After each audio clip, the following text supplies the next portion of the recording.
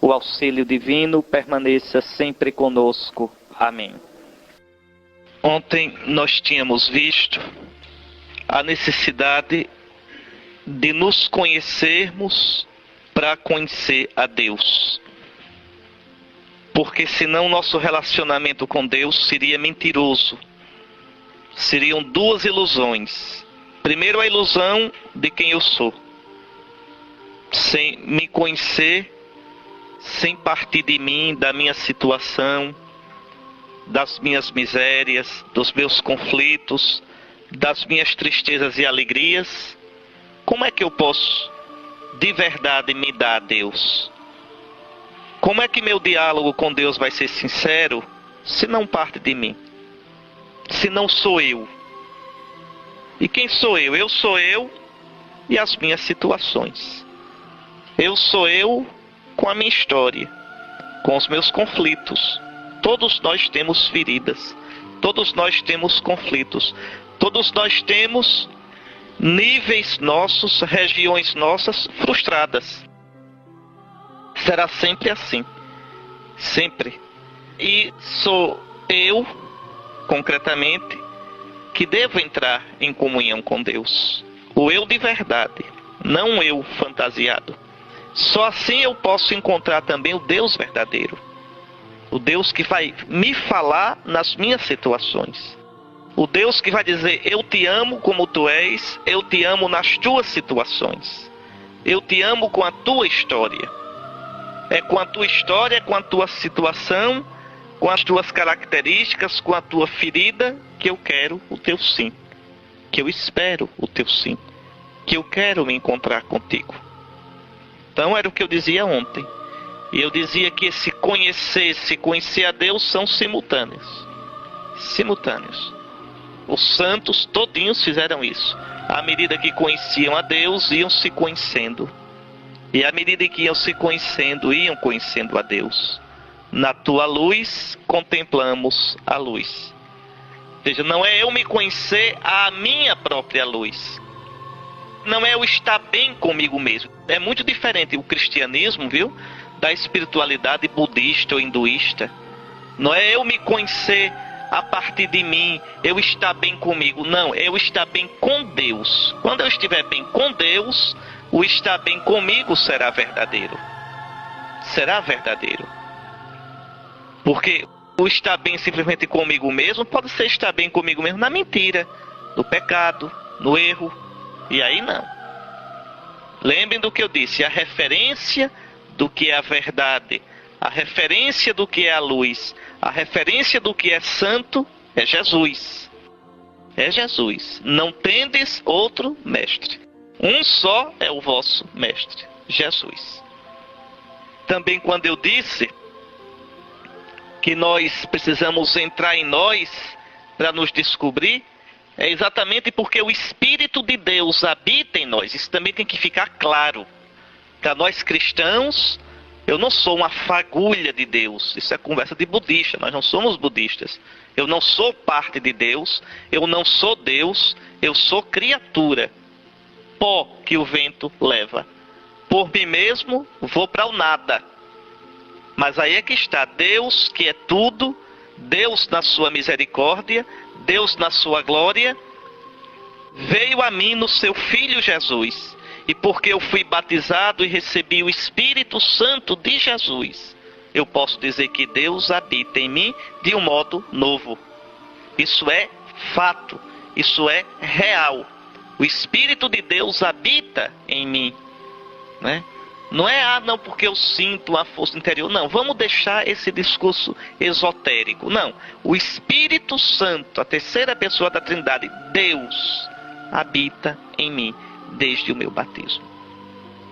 E se a gente cumprir o que São Paulo pede, não entristeçais, não sufoqueis, não extingais o Espírito que recebestes. Esse Espírito Santo de Cristo trabalhará em mim. Qual é o trabalho do Espírito Santo em mim? Me dá os sentimentos de Cristo, as atitudes de Cristo, o modo de ver a vida próprio de Cristo. Então, Depois de falar deste conhecer-se, vamos agora para um segundo tema, um segundo ponto: desertos. Que é um tema que aparece tanto na Bíblia. O povo de Deus atravessou o deserto. O povo de Deus viveu numa região desértica. De modo que deserto é uma imagem, né? O nosso Salvador Jesus Cristo começa seu ministério público no deserto. O deserto é um dos grandes temas da espiritualidade cristã. Trata-se, antes de tudo, de um lugar inóspito, tórrido, solitário e, por vezes, ameaçador. Interessante que existem muitos tipos de deserto. O deserto do Sinai é o mais impressionante dos que eu já vi. É tudo de pedra. Uns vales enormes. Muito bonito, mas aterrador. Aterrador. De uma solidão. Há desertos como o Saara, só de areia, parece areia do mar. De dunas. Há desertos de areia pedregosa, como pissarra, uma pissarra grossa. Mas é sempre deserto. Ali, no deserto, o homem está nu, despojado de todos os seus apetrechos, apanhado entre a terra e o céu, entre dias extenuantes de calor tremendo e noites geladas. Ali, ninguém pode viver se não for ajudado por Deus. Não tem garrafinha de água, não tem ar-condicionado, não tem carro, não tem nada, não tem nenhuma árvore para dar sombra. O homem está só diante de Deus. No deserto, o homem experimenta o quanto ele é pobre, o quanto é limitado. Ninguém pode morar ali sem enfrentar mais cedo ou mais tarde os assaltos dos demônios. Os primeiros monges iam para o deserto para combater os demônios. O que é isso? É que na solidão, no repetir a mesma coisa, sem distração, o que é que vai aparecendo? O mundo interior da gente, os demônios da gente. Eu repito, nós vivemos na periferia da gente. Nós vivemos distraídos entre tantas conversas, tantas distrações, tanta internet, tanta televisão. Então a gente não se conhece. Não se conhece. Às vezes a gente olha e diz, não, eu não tenho grandes problemas, eu não tenho... Não, é porque a gente não se conhece. Se a gente entrar na gente, se a gente deixar que suba o nosso interior, aí a gente vai ver como a gente precisa ser tratado, como a gente é ferido. Como nós temos desejos, sentimentos, atitudes que são tão alienadas daquilo que nós nos propomos a ser. Então, no deserto, aparecem os demônios. Para os antigos, o deserto é a habitação dos demônios. E aqui eu quero falar dos nossos demônios, né? Dos meus vícios, das minhas más tendências, que me escravizam, que me afastam do meu eu verdadeiro. Qual é o meu eu verdadeiro? É ser imagem de Cristo Jesus. É ser livre para Cristo. Então, de modo que viver no deserto é conviver com milagres e tentações. No deserto, a gente experimenta a presença de Deus na vida da gente. Como Israel, nos 40 anos de deserto. Ali Israel experimentou o carinho de Deus, que o fez atravessar o mar, que lhe deu a água da rocha, que lhe deu o pão vindo do céu, que fez vir as codornizes para dar carne ao povo. Ou seja, Deus que cuidou do seu povo. Acho que ontem não deu tempo, mas vocês podendo hoje, peguem Deuteronômio 8 para vocês verem. O Senhor teu Deus te provou, te colocou num deserto de solidão desoladora, para ver o que tinhas no coração. Ora, como eu disse ontem, Deus sabe o que a gente tem no coração, a gente é que não sabe. Então, é na crise, na solidão, que vai aparecer o que eu tenho no coração. No deserto, abre-se para nós uma realidade que sequer sonhávamos existir. a gente descobre um outro mundo, o mundo de Deus. Por outro lado, paradoxalmente, esse deserto, que é lugar inóspito, tórrido, solidário, é também extremamente fértil. O deserto não é estéril. Quando chove no deserto, quando tem água, a vida brota. Tá certo? Então, basta que haja água e brotam a erva e até mesmo as flores.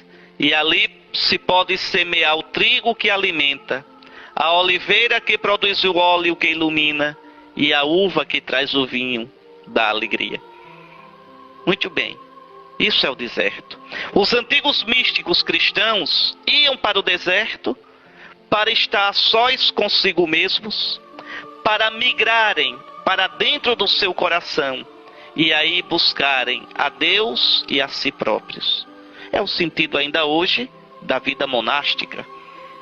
Alguém vai para o mosteiro não é porque está desiludido com a vida.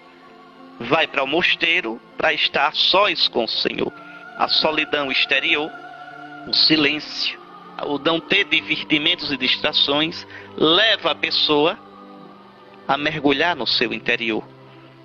Mas não é um mergulho interior para estar lá, numa boa, não tem nada disso. Mergulha-se no interior diante de Deus, diante de Cristo, para combater seus demônios e se parecer mais com Jesus.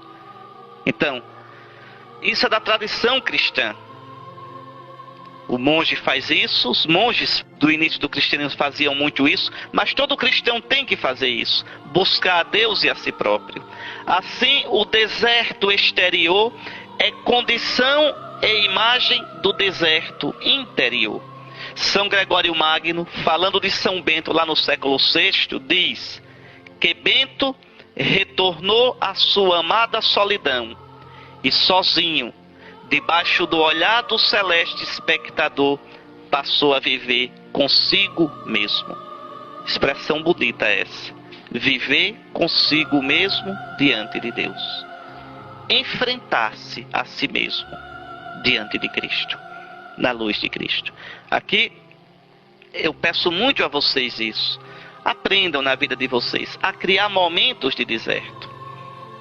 Qualquer pessoa pode fazer isso. Momentos de silêncio. Mas se propor. Já dei ontem alguns exemplos. Quando se levantar logo cedo. Levante-se sem logo cair na atividade, sem se preocupar logo em estar falando. Silenciosamente. Fazer seu asseio matinal em silêncio. Sem estar pensando mil coisas. Diante de Deus. Se colocando diante de Deus. Tomando consciência de que um novo dia está começando. Não precisa pensar, ficar pensando. Não. Simplesmente esteja ali em paz. Para começar o dia sossegado. A gente mal se sente, a gente vive tão fora da gente, que a gente mal se experimenta. Dizer, meu Deus, eu existo, eu estou diante de ti, eu vivo, um novo dia tu estás me dando, entende? E criando isso, às vezes uma horinha durante o dia para rezar, está em silêncio. Então esses momentos de deserto são importantíssimos, para que a gente vá acabando essa quebradura de viver longe da gente, de viver alienado da gente. Essa palavra alienado, uma palavra que tem um sentido muito forte, vem do latim, alienus. Alienus deu também em português alheio, alienos, alheio, o outro. O que é uma pessoa alienada? É uma pessoa quebrada. Eu vivo como se não fosse eu, como se fosse outro. Sou alienado de mim. Sou outro em relação a mim. Eu não estou comigo. Pronto. Eu vivo fora de mim. Quebrado de mim. Distante de mim. Né? E aí eu não posso nem me dar a Deus, nem aos outros de verdade. E o mundo nos aliena profundamente. Nos quer manter longe de nós. Fora de nós. Pois bem, o deserto é também para os antigos morada dos demônios. Então o monge ia para o deserto para se encontrar consigo diante de Deus, né? Encontrar-se consigo e encontrar em si próprio Deus. Mas aí ele ia ter que combater os demônios. Vai-se ao deserto para lutar contra os demônios. Nossos demônios. Entrar no deserto é entrar no domínio dos demônios e combatê-los frente a frente.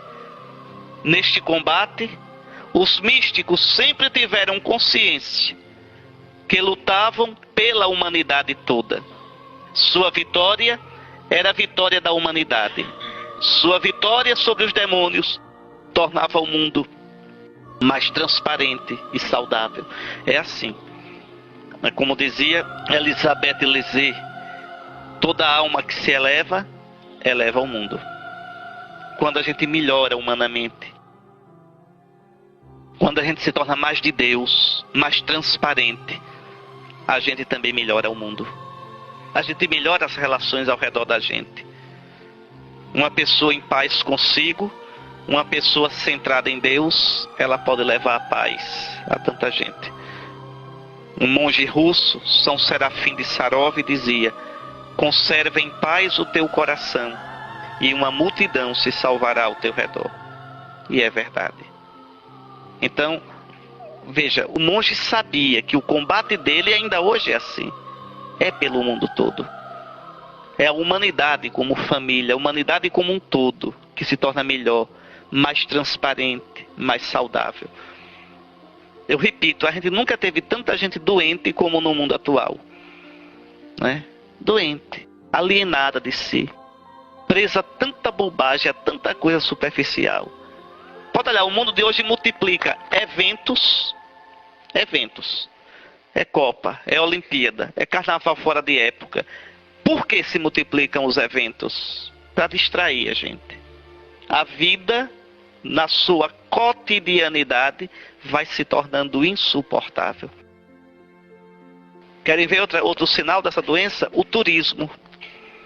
Não é que o turismo em si seja mau. O turismo em si não é o mal. Mas é uma febre turística. Andar. Fugindo de mim. Por que andar? Para ver sempre o exterior. Como nada me satisfaz no exterior, eu tenho que ver sempre o novo. Quase como uma coisa compulsiva. Fugindo do meu interior. Quer ver outro exemplo? O consumo. O incentivo ao consumo do que eu não preciso. Despertam-se necessidades que não são reais, mas sempre me tirando de mim. De mim. E quanto mais eu me alieno, mais vazio, mais infeliz, mais quebrado. É um processo terrível de alienação. Se eu não tiver isto, eu não sou feliz. Veja, como se a minha felicidade estivesse fora de mim, nisto.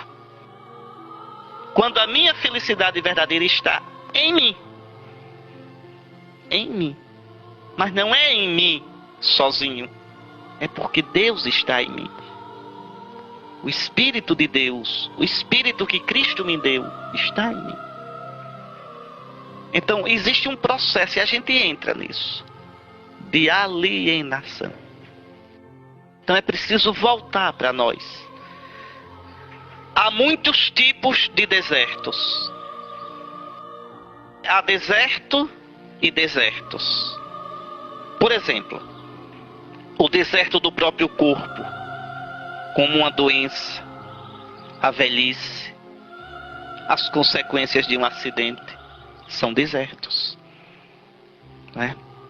O deserto do coração, o desejo não realizado, um amor frustrado, as securas, né?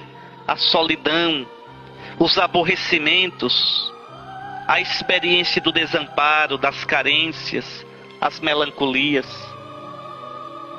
O deserto da inteligência, quando aquilo que acontece no mundo ou acontece comigo, eu não posso compreender. O que significa essa violência? O que significou aquela injustiça que foi feita e ninguém repreendeu, ninguém restaurou a justiça? O que significa, por exemplo, a dor daqueles que foram vítimas dessas cheias em Alagoas e Pernambuco. São coisas que nos colocam em crise. Tudo que me coloca em crise é deserto. Tudo que me coloca em crise. Pode ser no corpo, no afeto, na inteligência. O deserto terrível da fé, quando Deus nos escapa, quando desmoronam nossas seguranças e falsas muletas, quando as ideias que tínhamos transformado em Deus desabam. Quando eu procuro por Deus e parece que não consigo apalpá-lo. Parece que Deus é uma sombra, que Deus é irreal. Vejam, são desertos. O deserto de uma coisa que eu queria muito e frustrei. Uma coisa que eu esperava muito e não deu certo. Então a vida é cheia de desertos. Cheia. Agora, por trás desses desertos, no plural, esconde-se sempre a realidade única do deserto. É sempre o deserto. Pode ser de pissarra ou de pedra. Pode ser de areia ou de colinas. Mas é sempre o deserto. E o deserto nos convida ao autoconhecimento e ao conhecimento de Deus. O deserto é um perigo, é uma ameaça e é uma chance.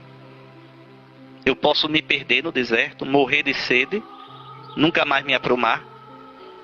E eu posso, do meu deserto, me conhecer e conhecer a Deus. E sair livre, maduro, realizado. Israel foi levado para o deserto para aprender a ser povo de Deus. Para perder suas seguranças falsas e aprender a confiar só do Senhor. Então, o deserto nos desmascara. Quer dizer, faz cair nossas máscaras, nossas falsas muletas, né? O deserto nos revela a fugacidade, a fragilidade da existência humana. E quando a gente de verdade renuncia a tudo isso, às miragens, né? Porque no deserto também tem isso, as miragens. Vocês sabem o que são as miragens. Com o calor, com aquela areia, aquela monotonia visual, a gente começa a ver o que não existe. Ver água, ver palmeira, mas nada disso existe. Quantas vezes a gente vê miragem na vida? Sonhos loucos na vida, ilusões, e se alimenta disso. Então é em Deus que a gente vai descobrindo, minha gente, o que é miragem, o que não é, o que é a verdade e o que não é. É danado, é tão fácil a gente se perder na vida, entrar por caminhos que não levam a nada. Então, quando a gente de verdade renuncia às miragens, quando renunciamos a preencher os nossos vazios com bobagens, com nossas megalomanias e fixações, então se nos revela o milagre da presença de Deus, do nosso próprio mistério e da beleza e riqueza de cada momento nosso, que traz em si a semente da eternidade. Cada momento nosso na vida é bonito. Cada momento. Pode ser momento de alegria ou de tristeza. Pode ser momento de sorriso ou de lágrima. Pode ser a vitalidade da infância, os sonhos da juventude ou os achaques da velhice. Cada momento, se a gente viver diante de Deus, é bonito. É bonito. É rico de possibilidades. Agora, se eu sou superficial e não sei viver esses momentos à luz de Deus, esses momentos me frustram, esses momentos me marcam negativamente. Se eu começo a correr do deserto, né, como eu coloquei aqui, enchendo meus vazios com bobagens. Por exemplo, todos nós temos carências. Todos nós. Quem é que não é carente? Agora a questão é essa. Eu preencho minhas carências com aquilo que me leva a Deus, que enche o meu coração, ou eu preencho minhas carências com bobagens, com ilusões, com miragens, que depois não me levam a nada. É interessante como hoje os consultórios de psicólogos e psiquiatras são cheios e as pessoas não são mais felizes. Porque não adianta fugir de si. Não tem terapia melhor, não tem psicólogo melhor do que a oração. Mas a oração verdadeira, que não é repetir mantras e fórmulas para me sentir em paz comigo mesmo. Não é isso. Não é olhar para o próprio umbigo. É olhar a Cristo na cruz. Que diz: aprendei de mim. Vinde a mim. Entrar na dinâmica de Cristo, que foi todo para o Pai, todo para os irmãos. Aí a gente encontra a cura.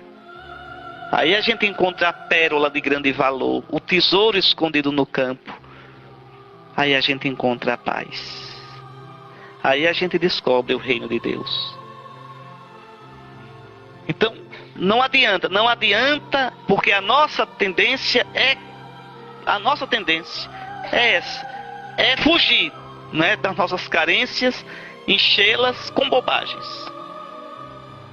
Lembra-te de todo o caminho que o Senhor teu Deus te fez percorrer durante 40 anos no deserto, a fim de humilhar-te, colocar no humus, colocar no teu chão, colocar na tua verdade, tirar-te das tuas ilusões, tentar-te, quer dizer, colocar-te à prova e conhecer o que tinhas no coração. Portanto, reconhece no teu coração que o Senhor teu Deus te educava como um homem educa o seu filho. Quando eu descubro que na minha vida eu caminho diante de Deus e que mesmo os momentos tristes e de crise da minha vida são chances que Deus me dá para o meu crescimento, para a minha conversão, para colocar minha esperança nele, não nas minhas muletas. Quem vive isso, quem descobre isso, nunca perderá a paz. Não estou dizendo que não vai sofrer, não estou dizendo que não vai chorar, mas no mais profundo de si, a paz. Olhe Nossa Senhora ao pé da cruz. Quanta força, quanta integridade, quanta dignidade. De pé ao pé da cruz, junto à cruz estava Maria, sua mãe. Onde foi encontrar essa força toda? Onde foi encontrar essa elegância toda? Porque foi uma mulher provada pelo deserto. O deserto da solidão em Nazaré. Né? Aqueles anos de silêncio. Quando José depois morre, Jesus sai de casa. O deserto de perder o filho que se dedica totalmente ao reino de Deus. O deserto de suportar o silêncio e as demoras de Deus. Vejam o resultado. Uma mulher livre. Uma mulher serena. Uma mulher totalmente encontrada em si. Porque encontrada em Deus. Então, sem esse caminho de deserto, não tem vida cristã profunda. Não tem vida espiritual profunda. A vida cristã não se faz com oba-oba. Nada. Eu estou sentindo uma coisa tão... É muito mais do que estar sentindo isso ou aquilo. Sentimento, um dia você amanhece de bom humor, outro dia amanhece chutando até o vento. Sentimento, um dia você amanhece animado, outro dia amanhece desanimado. Sentimento, um dia você amanhece com vontade de rezar, vendo Deus em tudo, outro dia não amanhece vendo Deus em nada. Sentimento é assim. Se você vive do sentimento, você não constrói nada. Não. É uma atitude profunda, interior. Uma atitude de profunda comunhão com o Senhor. Viver diante do Senhor. Por isso, Deus conduz seus amigos ao deserto, para ali suportarem a luta com os demônios e através da luta poderem entrar no país da paz, ou seja, no país da visão de Deus. Quem não tiver sido tentado não poderá entrar no reino dos céus. Se suprimires a tentação, ninguém se salvará, diz Santo Antão, o pai de todos os monges, né, lá do século IV. Por que se suprimires a tentação ninguém se salvará? Porque sem a tentação a gente não se conhece. Sem a tentação eu conheço uma ilusão de mim. Uma ilusão. Eu não vejo nem quais são meus pontos fracos. Eu só sei, quando a gente vai ao médico, estou com uma dor, doutor. O que é que ele faz? Ele tenta a gente. Aperta. Dói aqui? Não. Dói aqui? Veja, está tentando, está cutucando. Não. Dói aqui? Aqui dói. Pronto, então agora vamos curar. Sem isso, então Deus vai fazendo isso na vida da gente. Aqui dói? Não. Aqui dói? Não. Aqui dói demais. Então é aqui que você tem que corrigir. Sem a tentação, a gente viveria na ilusão, na imaturidade. Deus não alimenta imaturos. Deus não alimenta nossas infantilidades. Deus nos faz livres, homens e mulheres maduros. Essa religião de besteirinha, de infantilidade, isso nunca foi religião verdadeira. Tem muita coisa hoje assim na igreja, parece produto do supermercado, todo dia tem coisa nova. Pode olhar como é interessante hoje, né? Todo dia tem um texto novo, um rosário novo, uma cantiga nova, uma dancinha nova, um slogan novo. Todo dia tem um slogan, um novo programa pastoral para salvar o mundo. Tudo isso é infantilidade. No fim das contas, o que fica é Deus que nos chama a caminhar com Ele e o caminho passa pela cruz. O que fica é isso. O que fica é isso. Tá certo? O que fica é isso. Que está lá no Santo Evangelho. Que nossos antepassados viveram. E o que nós temos de viver também. É através das tentações no deserto que o homem obtém um faro, um instinto do Deus verdadeiro. Sem tentação, o homem estaria no perigo de apoderar-se de Deus. Mas aqui não seria Deus verdadeiro, é um ídolo. E torná-lo inofensível e inútil. O meu Deus, meu Deus me dá tudo o que eu quero. Isso não é Deus, isso é um boneco que você fez. Meu Deus, não tenho problema com meu Deus. Não, meu irmão. O Deus verdadeiro é perigoso. O Deus verdadeiro coloca a gente em crise. O Deus verdadeiro é aquele Deus que se revela na cruz de nosso Senhor Jesus Cristo. O Deus verdadeiro é aquele que diz: eu sou o Senhor teu Deus, que não aceita suborno. Tu não me compras com presentinho.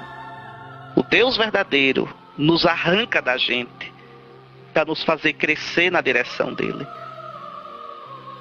Não é o Deus que me alisa. É o Deus que me dá a paz, mas não me deixa em paz. É o Deus que me educa. Eu sou o Senhor teu Deus, que te educa para o teu bem. Esse é o Deus verdadeiro. É na tentação que eu vou descobrir a verdade da minha adesão a Deus. É no deserto. Pela tentação, o homem experimenta existencialmente a sua distância em relação a Deus. Sente a diferença entre Deus e o homem. Experimenta a indisponibilidade de Deus. Nosso Deus não é um cachorrinho que eu faço totó, chegue, e ele vem. É nada. É nada. É não. É por isso que no Antigo Testamento não se pronuncia o nome de Deus. E por isso também os cristãos, na nossa oração litúrgica, nunca se diz o nome Javé, o nome de Deus. Por quê? Para deixar claro isso, que Deus, que se fez tão próximo de nós, que se deu a nós em Jesus, que a gente pode chamar de Abá, papai, esse Deus continua misterioso. É misterioso. Expliquem como é que Deus permite uma tragédia daquela de Alagoas. Expliquem como é que Deus permite que uma pessoa boa, decente, de repente tem um infortúnio na sua vida que parece destruir toda a sua existência. Explique como é que aquela mãe com 3, 4 filhos, morre prematuramente deixando os filhos por criar? Explique. Explique aquele pai que passou 6, 7 anos lutando com um filho com um câncer no cérebro, com uma doação louca, e no fim a doença vence. Depois de ter rezado tanto, pedido tanto. Explique. Ou Deus não existe, só existe o vazio, o absurdo, ou esse Deus que existe e que é bom, porque nós vimos a cruz de Jesus, é um Deus que eu não consigo alcançar totalmente, cuja lógica eu não consigo entender. Em outras palavras, em teologia se diz, é um Deus diferente, separado, além de tudo o que eu possa imaginar. Existe uma palavra para isso em hebraico, kadosh, santo. É isso que significa que Deus é santo. É o outro com O maiúsculo, é o separado, é o que está para além de tudo. Diante disso, a gente só pode dizer, como diz a bênção hebraica dos judeus, bendito sejas tu, Adonai, nosso Deus, que guardas os segredos. Eu não sei explicar. Eu não sei explicar o porquê sou assim, porque nasci dessa família, porque nasci nessa época, com esse temperamento, com essas feridas, com essas marcas. Ou vou dizer que Deus não existe, que não me ama, ou eu vou dizer, Senhor, que tu existes, eu sei, eu creio. Que tu és amor, eu vi na cruz do teu filho. Eu vi que tu és amor, eu vi que tu me amas, mas eu não te compreendo. Tu és grande demais. Eu não te dobro a mim. Eu tenho que me curvar a ti. Deus nunca será o Deus dessas seitas que você faz assim e ele vem. O Deus da arrumação, o Deus que me paparica. Não. Esse Deus não existe na Bíblia. Esse Deus não existe na Bíblia. Então, é na provação, é no deserto, é na crise que o Senhor nos educa. Olha o que Jó diz. Jó, vocês sabem, é um personagem literário. No livro de Jó, o autor sagrado quer responder a uma questão: por que o justo sofre? Por que o homem bom, reto, amigo de Deus sofre? Porque os antigos diziam, antes do exílio de Babilônia, diziam assim: quem é amigo de Deus tem longa vida, dinheiro e muitos filhos, de modo que quando morra, o seu nome fique nos seus descendentes. O homem ímpio tem vida breve, em geral de morte violenta, não tem filhos, os seus filhos são desmantelados e amaldiçoados e morre na miséria. Era essa visão simplista que existia no antigo Israel. Não se sabia que existia vida após a morte. E exatamente o livro de Jó e alguns outros livros da Bíblia vão desmanchar essa visão. No livro de Jó, o autor mostra um homem santo, amigo de Deus e que de repente perdeu tudo. Os filhos, os bens, a saúde, a honra. Pronto. Aí vem 3 amigos, depois aparece mais um, para consolá-lo. E os amigos querem dizer uma coisa só: Jó, você aprontou alguma coisa contra Deus, por isso está sofrendo. E Jó vai dizendo: eu não aprontei nada. Eu queria entender por que Deus faz isso comigo. E no fim, quando Deus aparece, não é para explicar. Pelo contrário, ele diz: Jó, quem és tu que questionas os meus desígnios? Vamos lá, Jó, responde, você que sabe tudo. Como foi que eu criei o mundo? Onde é, Jó, que eu escondo os ventos? Onde é que eu guardo o sol e o faço nascer todo dia? Vá, Jó, responda. De onde vem a luz? Quem deu força às ondas do mar? E aí Jó vai ficando assim e vai dizer, olha aqui: reconheço que tudo podes e que nenhum de teus desígnios fica frustrado. Sou aquele que denegriu teus desígnios com palavras sem sentido. Falei de coisas que não entendia, de maravilhas que me ultrapassavam. Conhecia-te só de ouvido, mas agora viram-te meus olhos. Por isso retrato-me e faço penitência no pó e na cinza. Em outras palavras, Senhor, eu não sei por que estou sofrendo, porque perdi meus filhos, minhas coisas, mas eu confio em Ti. Senhor, eu não te peço mais explicações, eu confio em Ti. Eu me abandono em Ti. No deserto do meu sofrimento, no deserto da minha dor, eu me jogo nas Tuas mãos. Veja, Jó sai maduro. Eu repito, o deserto ou desmantela a gente de vez, ou confirma a gente. Por exemplo, o deserto do casamento. Vocês que são casados sabem disso. Épocas em que a relação entre os dois é um deserto. Parece que a compreensão desaparece. Parece que a empatia é ameaçada. Ou os dois se seguram ali, naquele deserto, lutando, e aí, atravessando o deserto, o amor sai confirmado, mais maduro, mais profundo, dependendo menos de emoções e muito mais numa adesão profunda de todo o ser, de um ao outro, ou dali mesmo sai o desmantelo, acabou-se. Não adianta. A gente não constrói nada de duradouro, nada de profundo, sem passar pelo deserto. É da dinâmica da nossa vida. O Senhor nos coloca no deserto para nos provar. O Senhor nos coloca no deserto para nos fazer crescer. E repito, o deserto é uma ameaça, pode me destruir. E o deserto é uma chance, pode me confirmar e me amadurecer para sempre. Depende do meu modo de entrar no deserto. E não adianta fugir. Não adianta fugir.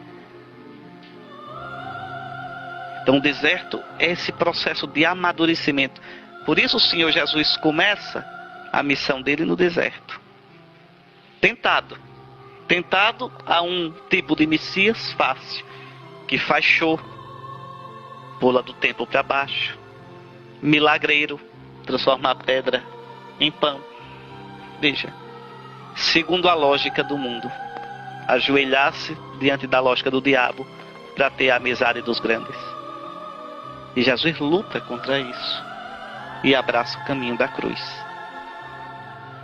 Então, a tentação faz-nos ver que não somos Deus. Deus está no céu. Tu, ó homem, estás na terra. Tu não és Deus. Tu não entendes tudo. E aqui está a revolta do mundo. Porque o homem não aceita isso. O homem quer ser como Deus. Se eu não entendo, então Deus não existe. Se não cabe da minha lógica, então Deus não é o Deus verdadeiro.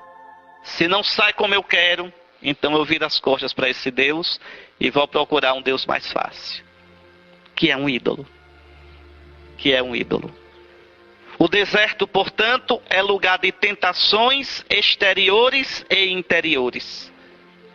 Sem elas, não entraríamos em contato com a nossa humanidade, com a nossa realidade concreta, e cairíamos numa espiritualidade mentirosa, angelista, idealizada, completamente irreal, alienante, não libertadora de nós mesmos. Não sairíamos de nós mesmos em direção ao homem novo, Jesus Cristo. Ao invés das tentações, nos obrigam a cravar nossas raízes ainda mais profundamente em Deus e depositar nossa confiança nele, pois as tentações mostram que a partir de nossas forças não podemos vencê-las. Tentações exteriores e interiores. Exteriores, as situações da vida, né? Aquelas que nos colocam em situações que não queríamos, que nos dão a sensação de desconforto, desamparo, olhamos para um lado e para o outro e nos encontramos acuados. E isso nos joga nas mãos de Deus. Eu levanto os meus olhos para os montes, de onde pode vir o meu socorro? Vem do Senhor. E vai rezar de verdade. Interessante, a tentação, a crise, a prova me faz rezar de verdade. De gritar: Senhor, salva-me porque eu estou morrendo.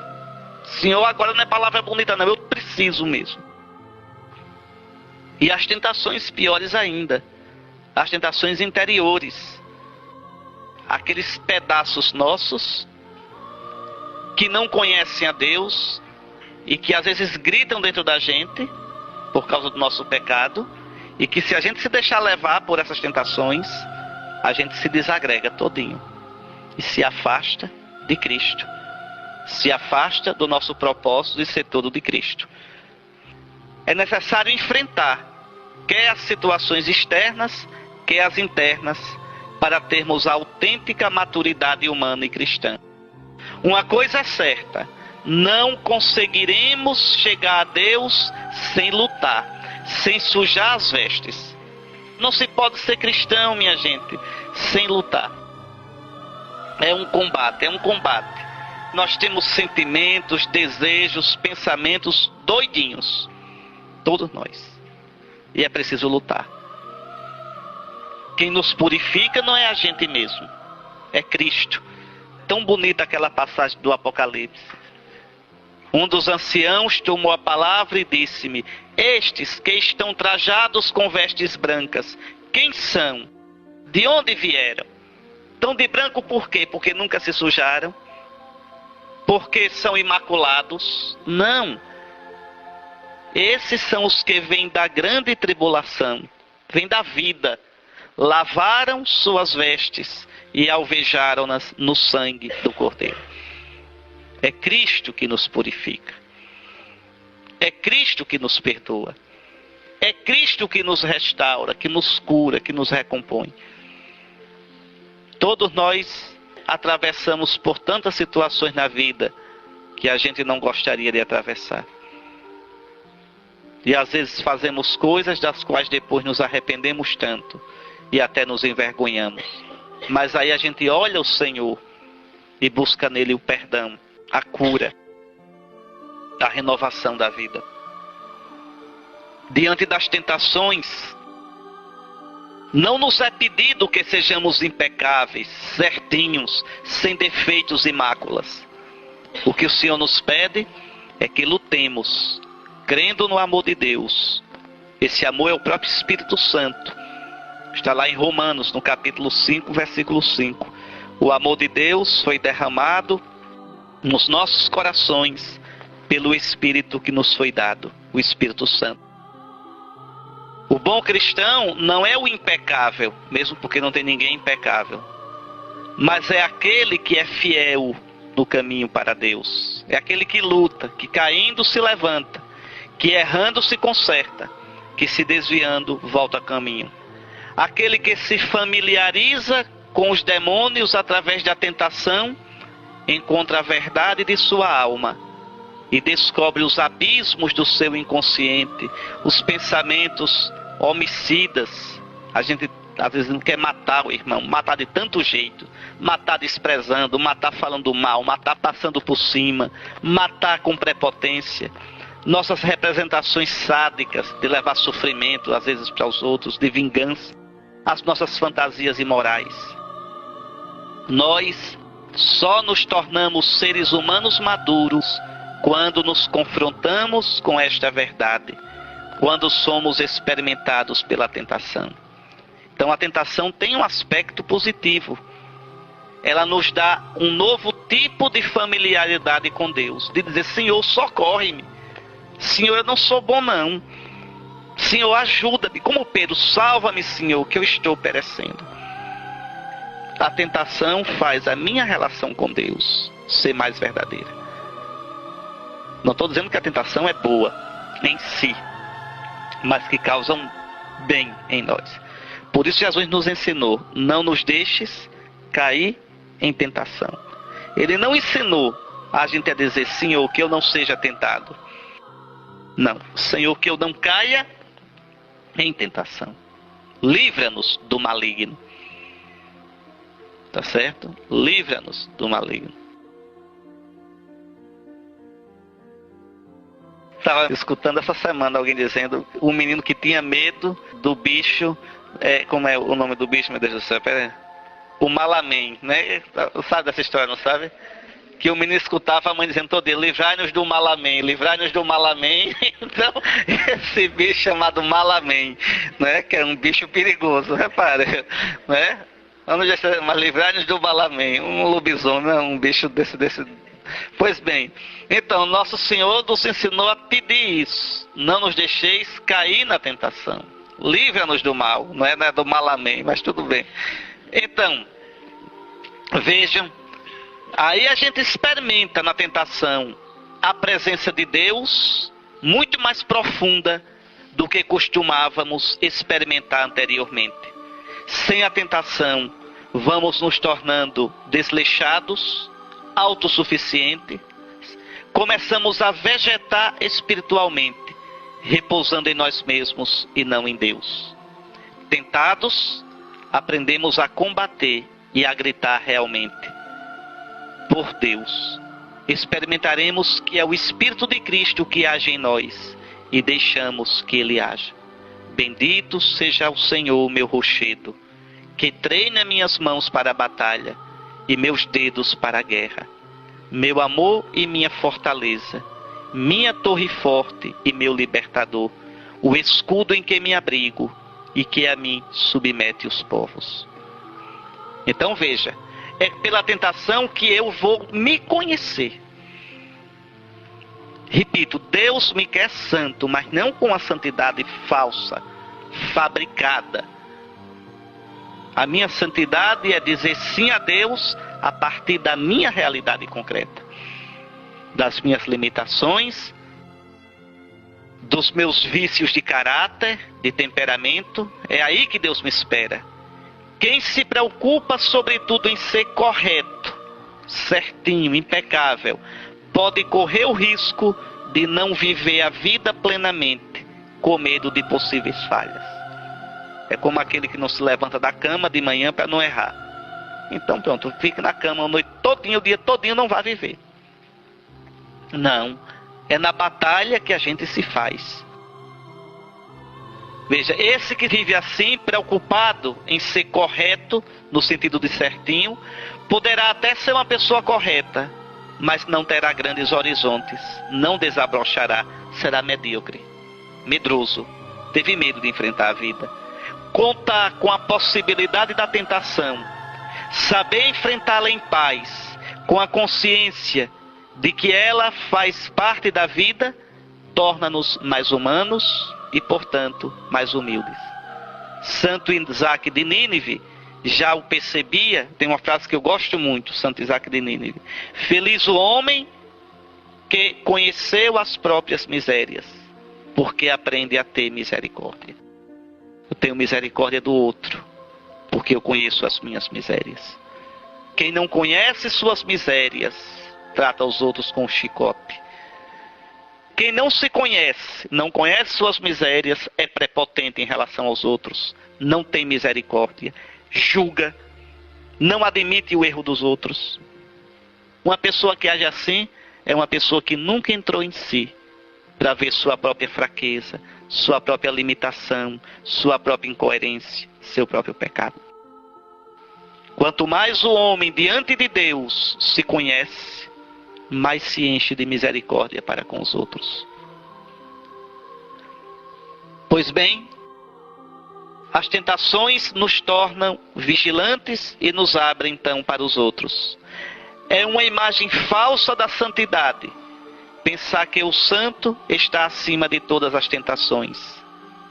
Estar conscientes delas, das tentações, sem deixar-se dominar por elas, é um caminho que nos mantém vivos e sempre de novo nos recorda que não podemos nos tornar melhores por nós mesmos, mas somente Deus poderá nos transformar. Somente Ele nos dá a vitória contra as tentações. Uma experiência na minha vida que eu agradeço a Deus foi o tempo do mosteiro, exatamente por isso. A gente vai vendo os pecados da gente. E a gente vai vendo que a gente não é bonzinho. E que sozinho a gente não pode sair disso. É muito quebrado. O pecado feriu muito a gente. O pecado prejudicou muito a gente. Nossos pensamentos, nossos desejos, nossas ideias. E aí a gente é obrigado a dizer: Senhor, salva-me, porque eu estou me afogando. Senhor, se tu não me sustentares, eu jamais serei livre de mim mesmo. Quantos desejos, quantas intenções nossas não são puras, não são sinceras. Quantas máscaras, quantos joguinhos para a gente se afirmar. Quantos sorrisos e abraços não brotam da pureza do nosso coração. Quanto mais a gente entra na gente, mais a gente vê que é quebrado. Salva-me, Senhor, porque eu estou perecendo. Salva-me de mim mesmo, Senhor. Salva-me de minhas máscaras, de minhas falsas muletas. Bom, eu deixei aqui para vocês meditarem. Primeiro essas palavras tão bonitas, olhe. Seja como for, não conseguiremos escapar ao deserto. É o que restará de nosso corpo quando o tempo tiver reduzido a pó. Aí a vaidade vai desaparecendo, não tem jeito, né? É o que restará dos nossos amores quando a provação estiver desatado de seus mais doces laços. É o que restará de nossos pensamentos mais sublimes quando o esquecimento estiver apagado.